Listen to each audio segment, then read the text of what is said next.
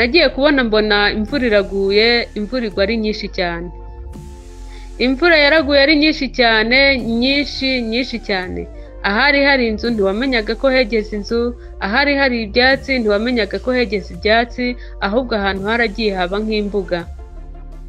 Habaye imbuga pe. Ariko ngiye kubona mbona ikintu kirafata nk'umuntu kikamunaga kikamuhagarikaho, najya kubona nkabona umuntu aranazwe ahagaritswaho, najya kubona nkabona umuntu aranazwe ahagaritswe aho ngaho. Ngiye kubona mbona ba bantu barokotse ya mvura bafatanye amaboko, barangije basa nk'abagenda umurongo, bagenda umurongo. Ako kanya nibwo nahise nkanguka. Nabonye umwana yicaye mu mvura imunyagira, afite n'imbeho nyinshi, iyabuze n'umuntu n'umwe wamufata ngo amukure aho hantu. Bose baratambukaga bakamucaho, ntihagire umuntu n'umwe ufata wa mwana ngo amukure muri ya mvura, kandi n'imbeho yari yamwishe cyane rwose. Ndababuriye, abumva nibumve.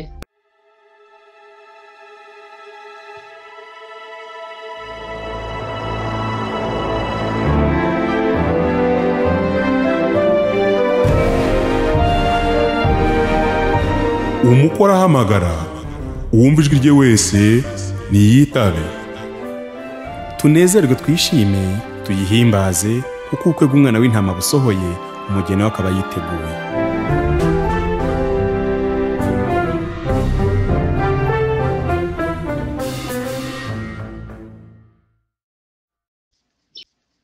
Nongeye kubasuhuza nshuti z'Imana n'abakomeje gukurikira ubutumwa ndetse n'ubuhanuzi biri gutambuka kuri iyi audio.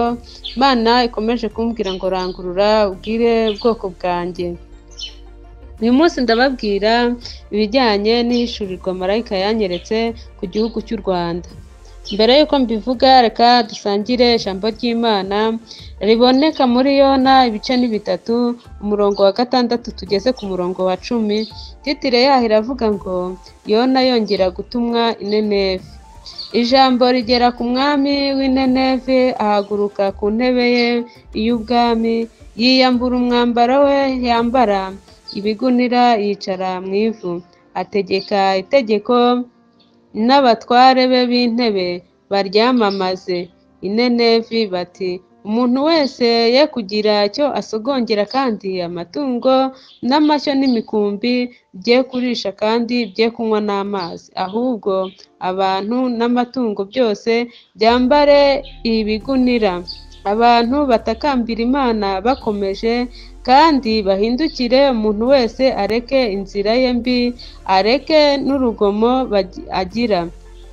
Ntawe ubizi, ahari aho Imana yahindukira ikigarura, ikareka uburakari bw'inkazi yari ifite, ntiturimbuke. Imana ibonye imirimo yabo uko bahindukiye, bakareka inzira yabo mbi, irigarura, ireka ibyago yari yabageneye ntiyabibateza.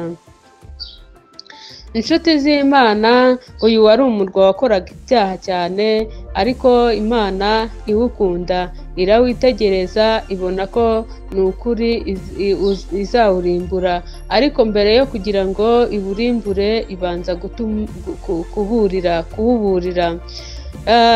Baraburiwe rero, barumva ni ukuri, binginga Imana, barasenga. Imana irabumva, iri mu gihugu cyo mu ijuru, ibakuraho ibyago, ireka ibyago yari yabageneye ntiyabibateza. Imana nanjye rero yampishuriye ku gihugu cy'u Rwanda, ubwo ni ukuvuga ku banyarwanda batuye igihugu cy'u Rwanda ndetse n'abari ku isi yose. Mureke dusengere igihugu cy'u Rwanda ndetse n'ibihugu by'abaturanyi. Ninde wakwifuza ko ibyabaye byakongera kuba mu gihugu cy'u Rwanda? Wenda tureke intambara, tuvuge ati indwara z'ibyorezo. Indwara ya COVID yaraje, yahitanye benshi, ni ukuri, siga bamwe bababaye, siga abana ari imfubyi. Ni ukuri, iyo nayo ni intambara. Urya ntago intambara ari iy'amasasu gusa, hari n'intambara y'indwara z'ibyorezo. Imana irampishurira, mbona iyerekwa ryanteye ubwoba cyane. Nagiye kubona mbona imvura iraguye, imvura igwa ari nyinshi cyane. Imvura yaraguye ari nyinshi cyane, nyinshi cyane. Ahari hari inzu ntiwamenyaga ko hegeze inzu, ahari hari ibyatsi ntiwamenyaga ko hegeze ibyatsi, ahubwo ahantu haragiye haba nk'imbuga. Habaye imbuga pe. Ariko ngiye kubona mbona ikintu kirafata nk'umuntu kikamunaga kikamuhagarikaho, najya kubona nkabona umuntu aranazwe ahagaritswaho, najya kubona nkabona umuntu aranazwe ahagaritswe aho ngaho. Ngiye kubona mbona ba bantu barokotse ya mvura bafatanye amaboko, barangije basa nk'abagenda umurongo, bagenda umurongo. Ako kanya nibwo nahise nkanguka, ndabwirwa ngo dore byari bigiye kuba, hari kuzarokoka abantu bake cyane, ariko abo bantu bakagira urukundo bagakundana, mbese hakaba ituze. Nuko ndangije ndakomeza ndasenga, nkomeza gusenga, nkomeza kwinginga Imana, ngenda mbona n'ubundi bigihari. Ariko ndibaza ni ukubera iki ibi bintu bikigaragara mu maso ko turimo turasenga, kuki Imana itatwereka ko bikuweho. Imana rero yarakariye Abanyarwanda aho baherereye hose ku isi yose. Imana yagiriye neza Abanyarwanda, ntago begeze bayitura ineza, ahubwo bayituye inabi. Audio natambukije ivuga uburyo abantu bagiye barya imfubyi ndetse n'abapfakazi. Ibyo ngibyo byose mwarabyumvise. Imana rero yarakariye Abanyarwanda aho baherereye hose, bari gukora ibyangwa n'amaso y'Imana. Ni ukuri abantu bafite inzangano mu mutima, noneho byagera ku matorero byitwa ngo ni amatorero y'Imana ndetse no mu nsengero bikarenga.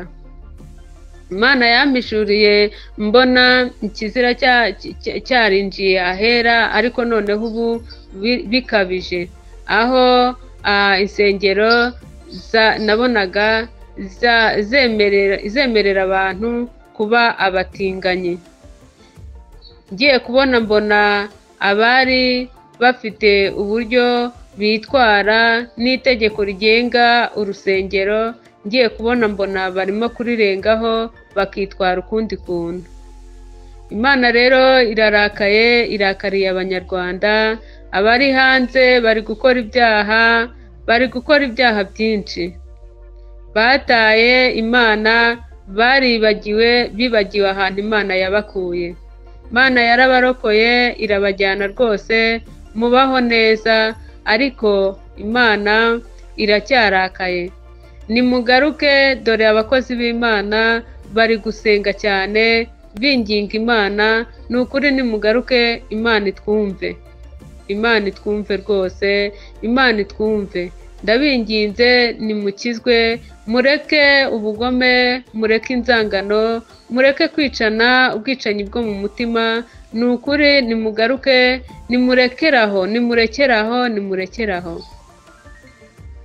Imana yanyeretse uburyo ikunda igihugu cy'u Rwanda kandi igakunda n'umuyobozi w'u Rwanda. Nabonye Imana ikunda u Rwanda kandi ikunda n'Abanyarwanda, niyo mpamvu iri kubaburira ngo mwihane rwose. Ndababwiza ukuri, impamvu Imana yatanze amahoro mu gihugu cy'u Rwanda ni uko ibakunda, ahubwo iri kubabazwa n'inkozi z'ibibi zirimo mu gihugu cy'u Rwanda. Noneho byagera ku bantu basenga, ni ukuri ku matorero, ni ukuri Imana irababaye, mw'abapasiteri mwe, mwabiyita ngo ni abakristo mwe, Imana irababaye. Mu nsengero ni ukuri nagiye kubona mbona abantu basinye baremeje ko ubutinganyi bugomba kuba, kandi ari insengero zayoborwaga n'Umwuka Wera.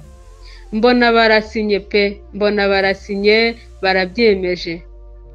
Ni ukuri ibyo byose biri kubabaza Imana, nicyo gitumye umujinya w'Imana ugiye gusukwa mu isi. Ni ukuri, nimugarukiraho, nimugarukiraho, nimugarukiraho. Mugarukiraho, mwibuke ko mwabyaye, mwibuke ko mufite abana bazaragwa igihugu, bazaba mu gihugu. Marayika w'Imana yaraje aramfata, arantembereza angeza mu murima munini cyane, kandi umurima wagutse rwose. Uwo murima wari uhinze imigozi, ibipande bigiye birimo imigozi yafashe rwose, imigozi imaze gutoha ndetse n'iyo bateye itangiye gufata. Uwo murima wari mu rwego rurerure cyane, najyaga kubona nkabona abantu bari kuruzamukaho urwo rwego.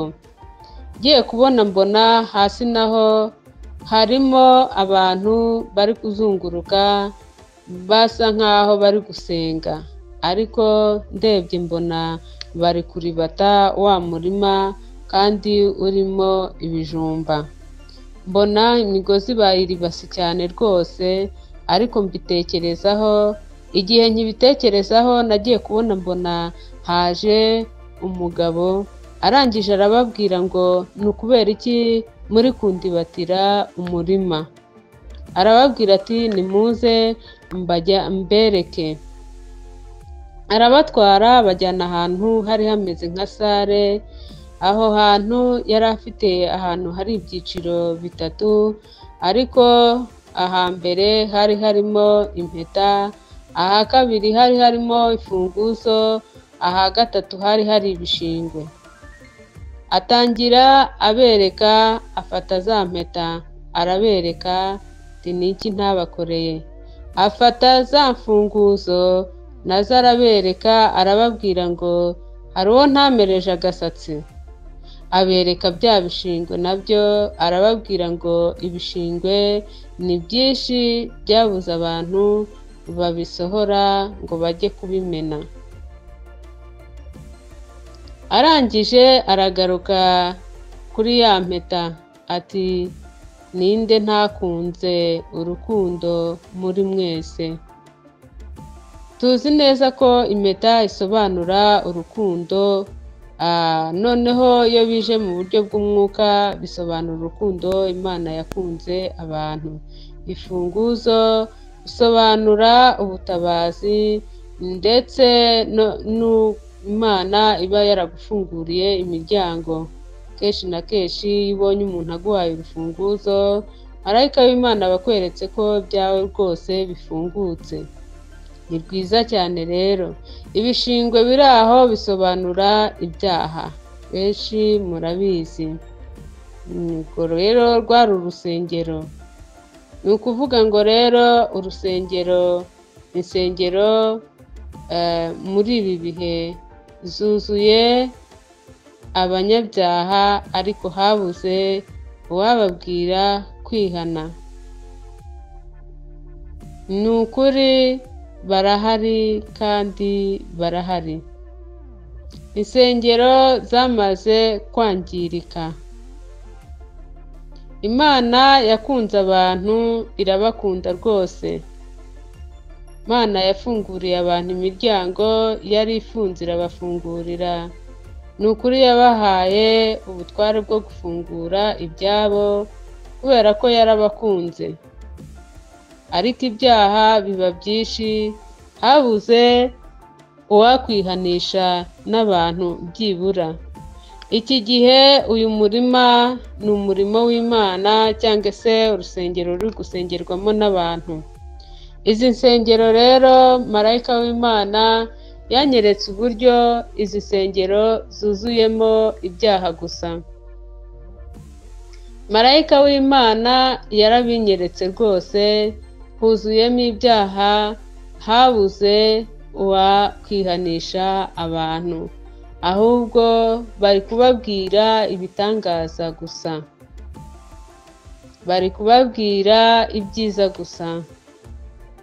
Ntawo kivuga ibyo kwihana ibyaha. Aho niho Satani ari gufatira abantu kugira ngo bazarimbuke. Uwo murima uko bawuribata ni babandi baba bagira ngo barimo gusenga, nyamara nta misengeri ibihari. Ko Imana yakunze abantu nta kitabakoreye, ariko bakaba byanze. Nimwihane, igihe kirageze. Yesu araje kandi araje bidatinze.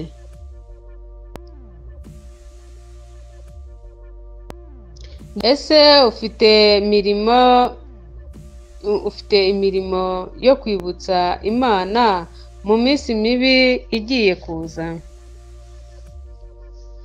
Hano Mwuka arabaza, ese ufite imirimo yo kwibutsa Imana mu minsi mibi igiye kuza? Mbona abantu benshi bubatse amazu. Ayo mazu barayubatse mu marira y'abapfakazi n'imfubyi. Mbona amazu bayubatse mu ndushyi n'abakene. Bivuga ngo iki? Ni amafaranga bagiye bakura ku bakene ndetse n'imfubyi n'abapfakazi, barabarya ntibabarenganura. Imana yarambwiye ngo ibyo byose igiye kubigira ubusa.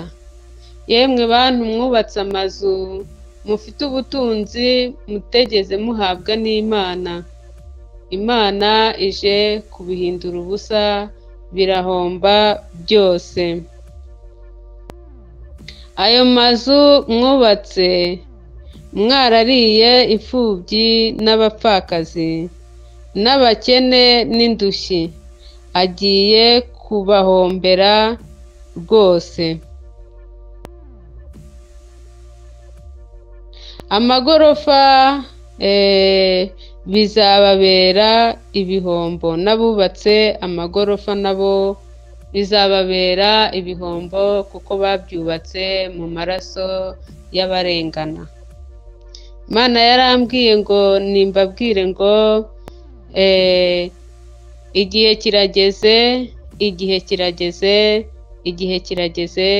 kugira ngo Imana ize irenganure abantu barengana. Nabonye umwana yicaye mu mvura imunyagira, afite n'imbeho nyinshi, iyabuze n'umuntu n'umwe wamufata ngo amukure aho hantu. Bose baratambukaga bakamucaho, ntihagire umuntu n'umwe ufata wa mwana ngo amukure muri ya mvura, kandi n'imbeho yari yamwishe cyane rwose. Nafashe wa mwana ndamutwikira, mushyira imbere mu mwenda kugira ngo agashyuhe kaze, turagenda. Bene data, inshuti z'umusaraba, nagira ngo mbaburire ibiturega ni byinshi cyane rwose. Abazumva iyi odiyo ni ukuri bariho urubanza rw'imfubyi, indushyi, abakene, abapfakazi, bariho urubanza rw'amaraso bamennye kugira ngo babone ubutunzi, babone ubukire. Bigiye kubabera igihombo rwose, amazu agiye kuriduka. Ibyo byose mwari mwiringiye byaravuye aho hantu rwose. Ndababwiza ukuri ko bigiye kubabana ibihombo nimutihana ngo mujye kureba abo mwarenganyije, abo mwambuye, imfubyi, abapfakazi, kugira ngo mubasubize ibyabo. Rwose bibabereye ibihombo, kandi namwe ubwanyu ntimuzabibamo. Ndababuriye, abumva nibumve.